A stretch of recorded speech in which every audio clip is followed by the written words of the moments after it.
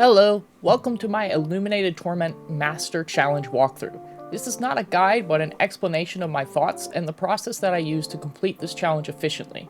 This video will first show a single runner, and in the second section, then have two runners. To complete this challenge, anyone killing a Tormentor must have the Field of Light buff that comes from the node that has the aura around it. This challenge can be done with one or two runners, but if you have somebody who is fast and you need the extra ad clear, then you can use one runner. But if you feel that you have a solid group and need two runners, you can technically finish the nodes faster. Eager Edge Sword is a wonderful thing for completing this challenge. However, just be aware that it randomly will track onto any ad that happens to be in the area. Keeping this in mind, make sure that you try to leave yourself a little bit of extra time in order to make it to the nodes in case your sword happens to track onto the wrong thing. Be in constant communication with your teammates so that if they need to kill the extra Tormentor and get the buff, they'll have enough time to do so. What we normally do is we weaken the first Tormentor in the first section to about a third health, and then at the start of each round, as soon as the timer shows up, everybody grabs the buff together and will insta-kill that Tormentor. This should be plenty of time for a runner or runners to finish that section of nodes. Anyone and everyone should be on the lookout for Scions, and kill them as soon as you see them. Scions have 4 spawn locations per wave, and will always spawn around 33 seconds, if there is not a Tormentor present. If a Tormentor is present at the 33 second mark, as soon as you kill them, the Scions will then spawn again. If a Tormentor is accidentally killed, it's a good idea for the runners to stop and allow a new Tormentor to spawn in before finishing that section. This will allow you to weaken it and then get back on track for the next section. Having a lot of Warlocks throughout this course of it, or at least 2 of them on Phoenix profile instead of Starfire protocol, will allow you to drop wells along the middle section and kill things from the top. We have found that if you are on the bottom floor running around, you are more likely to be killed and overwhelmed by a lot of the ads and the Tormentor jumping on you. In Master Mode, there are now 2 anti-barriers that spawn on the bottom per wave instead of 1. Their stomps are rather deadly, so try to keep your distance. Occasionally, someone who is not the runner may accidentally activate a node. The well that was dropped here actually activated that node, so I had to wait for my Field of Light buff to run out before I was able to take the buff again so that the nodes would not deactivate.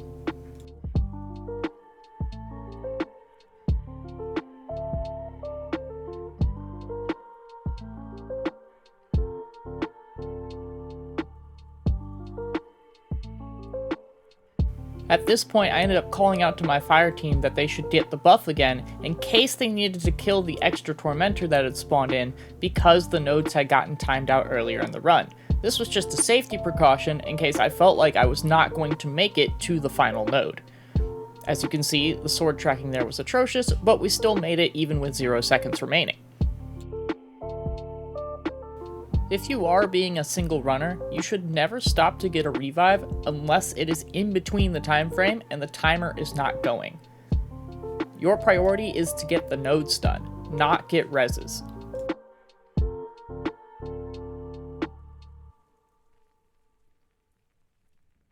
At the beginning of a round, if you or only you and somebody else has gotten the buff, it's better for you to kill the Tormentor and then prioritize the nodes than have a wipe happen because the Tormentor doesn't die.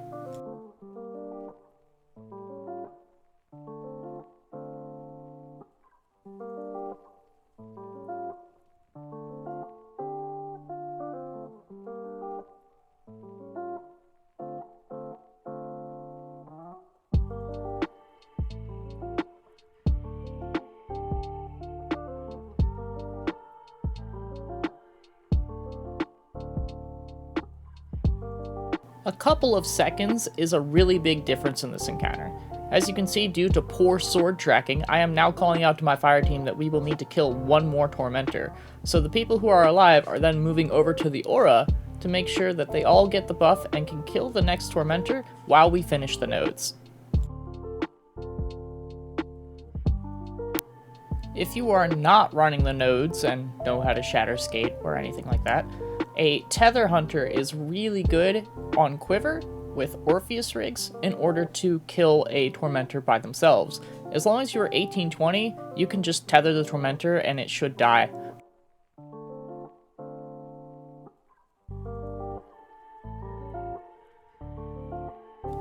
With a bit of communication and a little bit of practice, then this encounter should be easily cleared. Welcome to Root of Nightmare's Illuminated Torment challenge with 2 runners. The challenge for this encounter is to kill Tormentors while you have the Field of Light buff from shooting the node with the aura around it. Our strategy is to weaken the first Tormentor, but not kill it. Upon a new section of nodes, have the majority of people come hang out in the first node and get the buff. Then you instantly kill the Tormentor. This will increase the timer to let the runners finish the nodes in that section.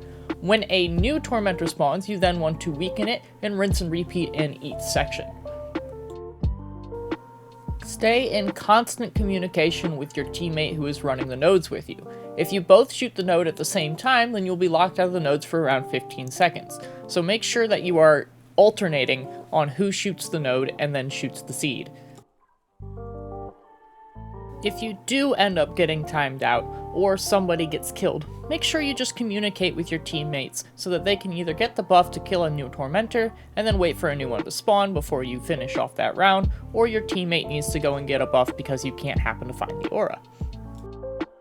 Communication is key in Master Raids. The more communication you have, usually the better the raid will go.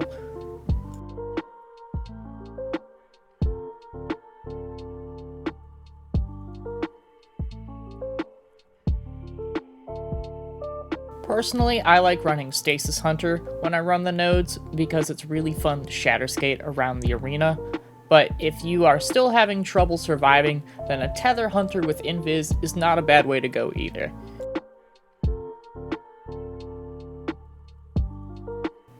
In the Master Raid, there are 2 anti-barriers that spawn along the bottom. It's a good idea to be up in the air and up in the middle of the arena, possibly in a well if you can, in order to deal with the adds so that you don't get overwhelmed on the bottom or stomped by the barriers. Of course, right after I say that, there happens to be an anti-barrier on the top. Being a Stasis Hunter, I could just throw a Duskfield Grenade, but you can also just communicate to your team and have them attempt to kill it before shooting that node if you really feel like you're in danger.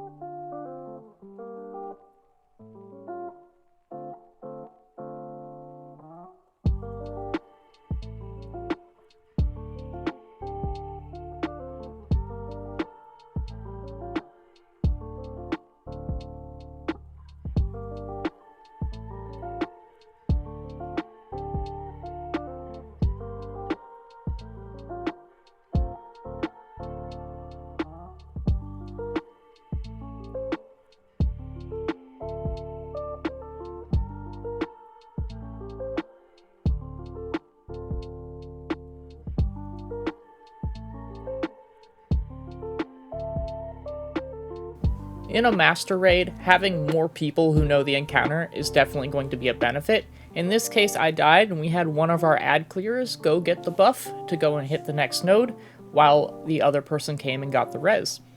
Then we were able to still complete the encounter without a problem. I hope this walkthrough was somewhat helpful for you, and hopefully you can get a clear or 2 of this encounter. If you are still having trouble, you can always come by my Twitch at Gambit's Casino, and I will be happy to help you out. Thanks for watching, and have a good day.